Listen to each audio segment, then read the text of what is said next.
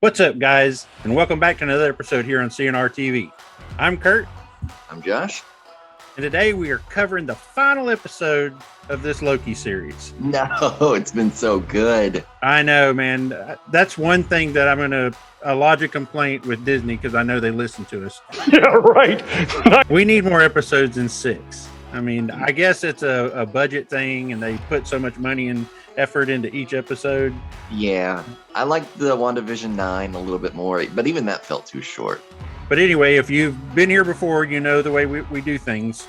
We're going to run through a recap of episode 6.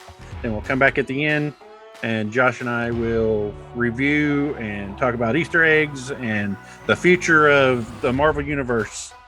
So let's jump right into that and watch the recap. Okay, let's get this out of the way now. It was indeed Kang. Sorry, he who remains. And while there have been some hefty hints about his existence in this series, I didn't expect him to play such a major role in the finale.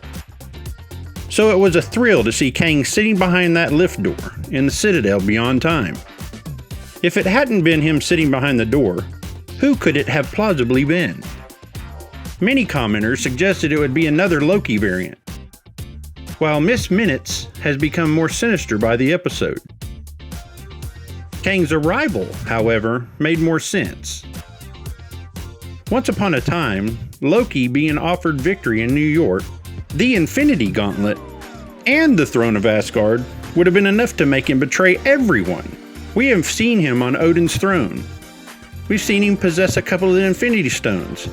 And, as the President Loki variant in episode 5, he defeated the Avengers in New York. So maybe he turned down Miss Minutes' offer because he knows how getting those things pan out. Or perhaps he really has changed and does love Sylvie. It was understandable given the work needed to properly introduce a character like He Who Remains. But I couldn't help feeling Loki and Sylvie were sidelined in this finale. They did at least get to kiss for the first time, which, on the surface, was where this was always heading. Talk about loving oneself. In killing He Who Remains, creating timeline anarchy, and paving the way for the return of a number of Kang variants, Sylvie has caused untold chaos.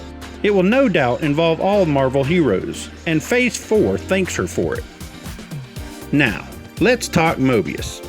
Owen Wilson wasn't given a great deal to do here, and confronting Ravona, a fearsome former hunter, was always going to end with him on the floor clutching his chest. But it was a pleasure to see him on screen, safe and ready for Season 2. B-15, meanwhile, has begun her mission to expose her colleagues to the truth that they're all variants. Overall, I found Loki a hugely enjoyable series. Initially, I feared giving a relatively minor MCU character a spin-off was going to be oversaturation. But it afforded so much more space for the overall story, and to fill in the blanks that the movies are unable to do. There's only so much information you can disseminate in a few seconds of a post-credit scene. The story is left with plenty of possibilities for Loki, Sylvie, Mobius, and the gang to explore in Season 2.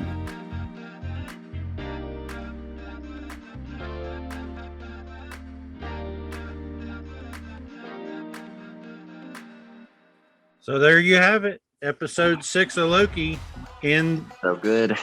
Yeah, it's in the vault now. So what did you think going into this episode specifically? There was a lot of exposition, but it worked.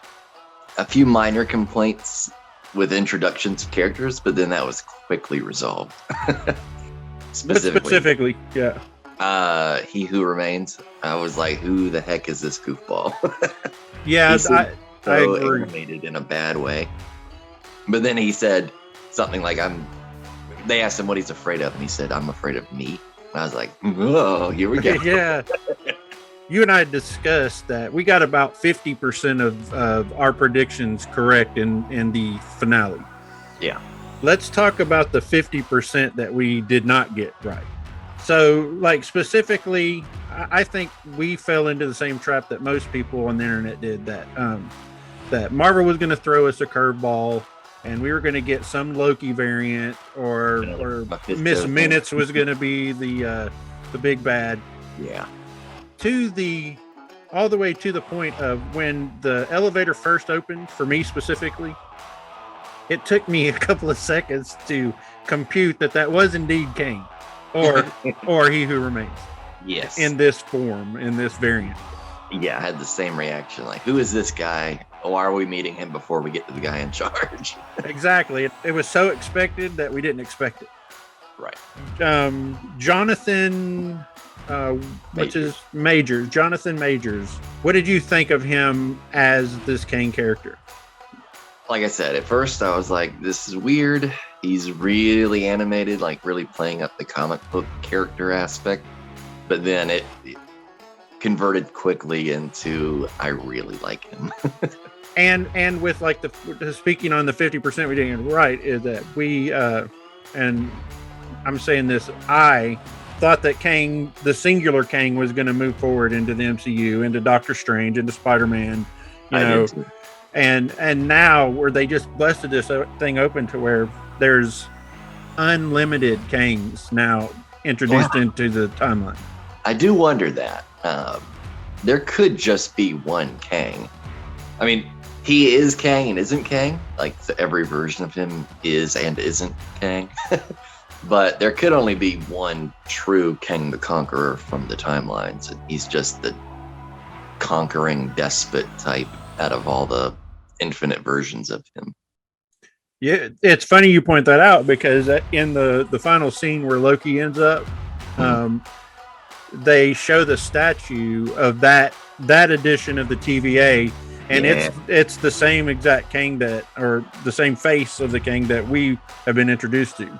Right. But I mean, they're all going to look the same. They're all going to be Jonathan Majors, I would imagine.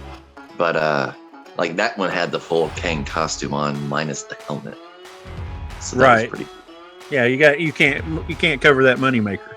Yeah. I am so curious of how they're going to actually do that, because he's got a blue face and a purple box helmet.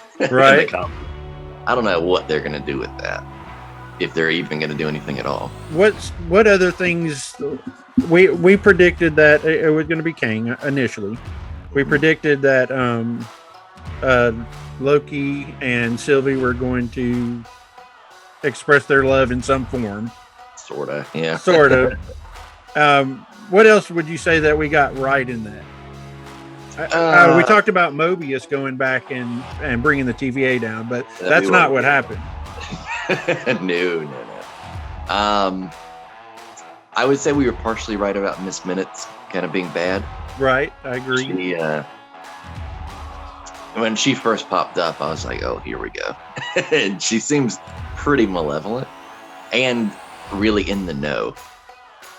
Well, she certainly knows more than Ravona does. Yeah, way more, yeah.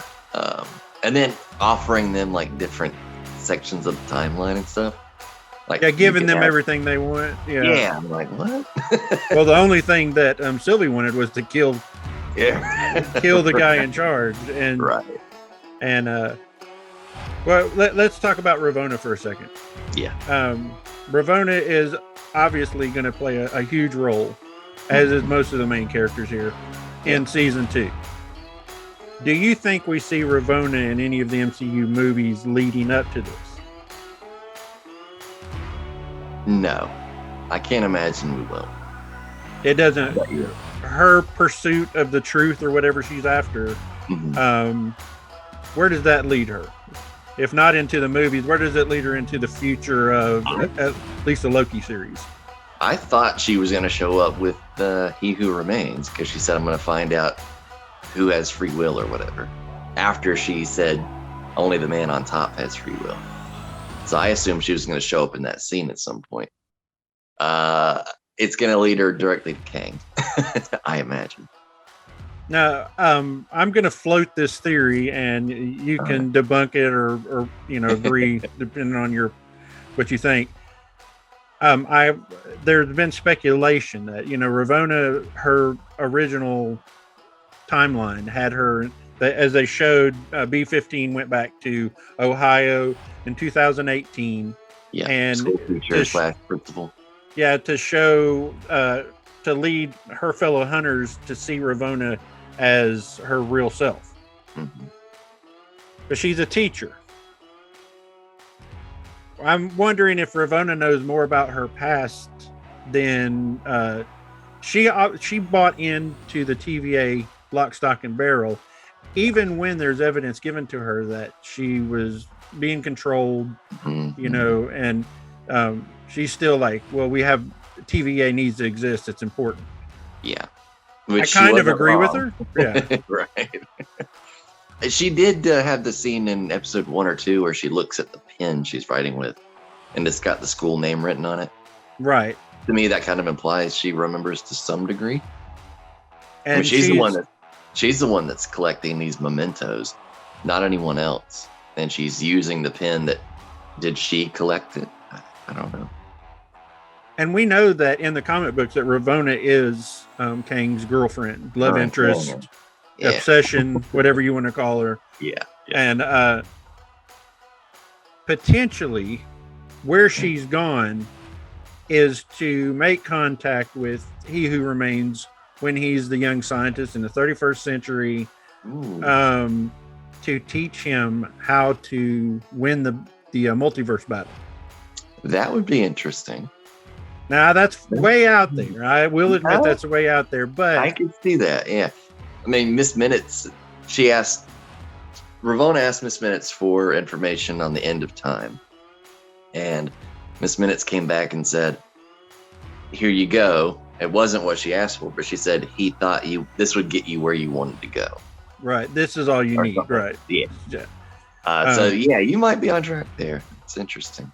So keep that in mind when we see what happens moving forward. Yeah. All right, so you give me some of your points that you discussed previously. Let's see. He Who Remains being tied into Kang was interesting. Because normally he's a separate character. Absolutely. So that was a little odd. So that kind of I've heard that theory a lot, and it's right and wrong at the same time, which seems to be a lot of the case this episode, just because timelines are weird. Well, in the comic book universe, Kang and He Who Remains did come in contact with each other, but it was more of a teacher-student setting. Sure. Again, this is another teacher-student, possibility here. But I mean, he's also Kang. Kang is a variant of He Who Remains in the show.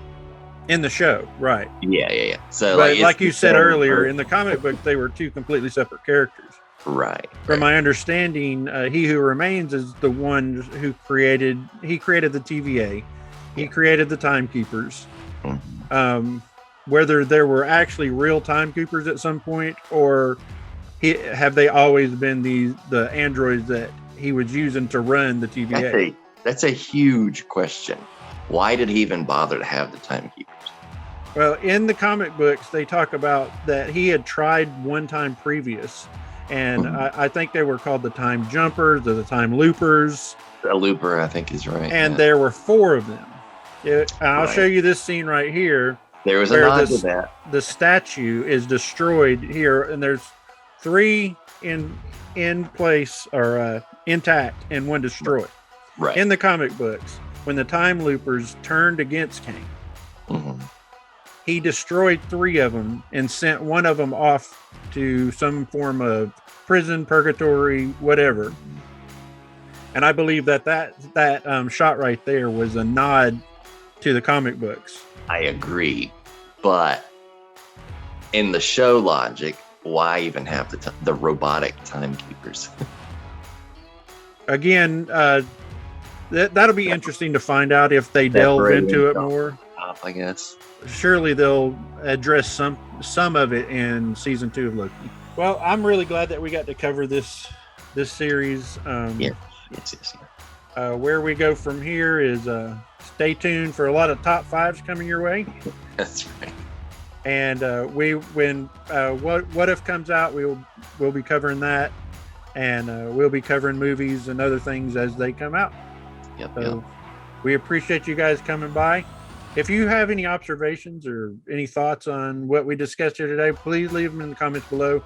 Like, comment, and subscribe.